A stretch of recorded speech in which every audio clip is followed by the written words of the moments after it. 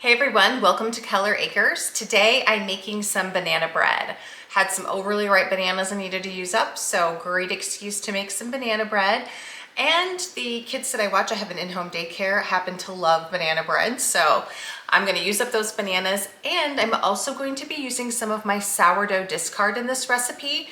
You can leave that out if you don't have that, or you could sub in some Greek yogurt in its place. But I happen to have some discard I needed to use up, so I thought, what better way than to add that into my banana bread today. So for this recipe, we are going to need 2 cups of flour. I'm using all-purpose flour, 2 teaspoons of baking powder, 1 teaspoon of baking soda, 1 teaspoon of salt, 1 teaspoon of cinnamon, 3/4 cup of a sweetener. I am using date syrup. I got this date syrup from Walmart, just kind of a different kind of sugar alternative. You can also use maple syrup. That's really good in banana bread, honey, or you can sub in regular sugar. If you're using regular sugar, I would probably add a cup. Again, that's 3/4 cup of date syrup though that I'm using. 1/2 cup of sourdough discard. Does not need to be active. It can be, but it doesn't need to be. So however yours is just fine. Or again, you don't have to have that in this recipe. If you don't have any discard, no worries. 2 room temperature eggs. I have my fresh chicken eggs. This one I believe is from Mamie. She's an Americana. And this one is from Betty. She's a Wells Summer. I love these Wells Summer eggs. We only have one girl that's a Wells Summer. She lays these beautiful brown eggs with kind of some dark brown specks. So cool. And then we need a 1/2 cup of softened butter, which I'm just noticing I forgot to soften mine. And approximately 3 ripe bananas mashed. Also some vanilla. Teaspoon of vanilla extract, or I'm using my vanilla bean paste. I love this stuff. I have a video on how to make it. If you're interested, look back for that. Also, lots of videos on extract making, and I'm thinking of making a future vanilla powder recipe. I just happened to be looking at my vanilla group today, and apparently the vanilla powder, people put that in their chili and say that is like amazing. So now I'm gonna have to make some vanilla powder and just see what that's all about. So watch for a future video on that if you're interested. I am gonna soften my butter real quick in the microwave. Okay, got that softened and actually partially melted accidentally. Doesn't take long to soften that in the microwave, that's for sure. All right, let's get started. First, we're gonna put our 2 cups of flour in a big mixing bowl. Next, we're gonna add in our 2 teaspoons of baking powder, teaspoon of salt, teaspoon of baking soda, teaspoon of cinnamon, spatula. Give that a little stir. All right, next I'm gonna add in my date syrup.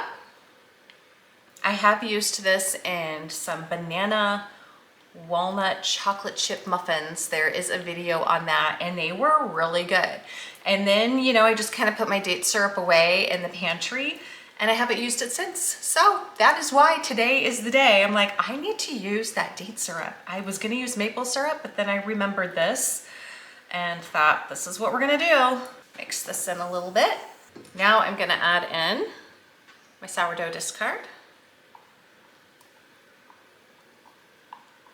Lots of videos on the sourdough out there too if you're interested on getting your own starter going.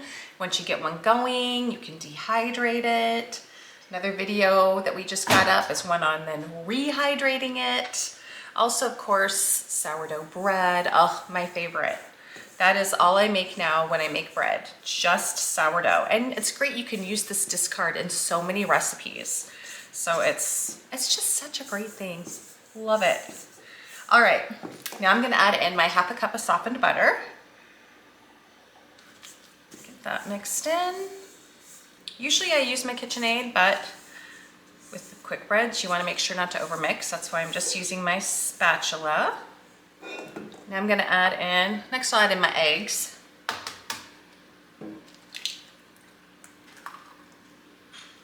And you know, now that egg prices are going crazy, we're really loving having these chickens.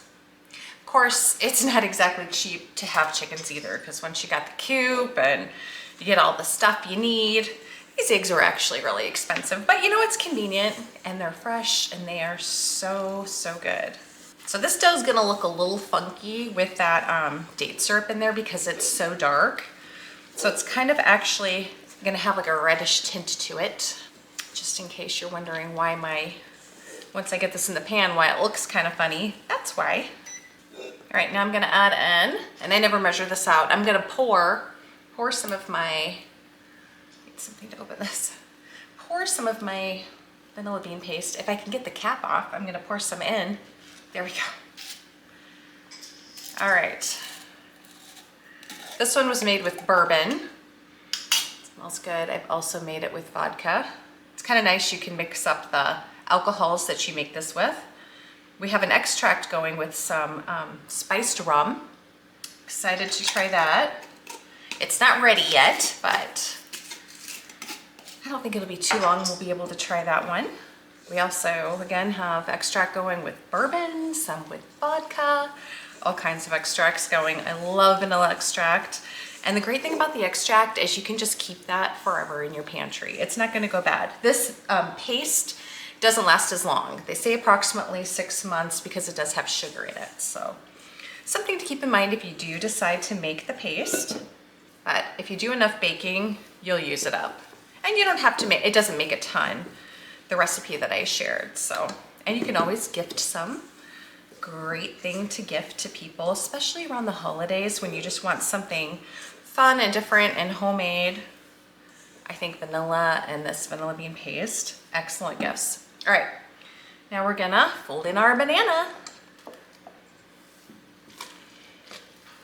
Also, you wanna make sure you've got your oven preheating. 350 is what we're gonna bake this bread at.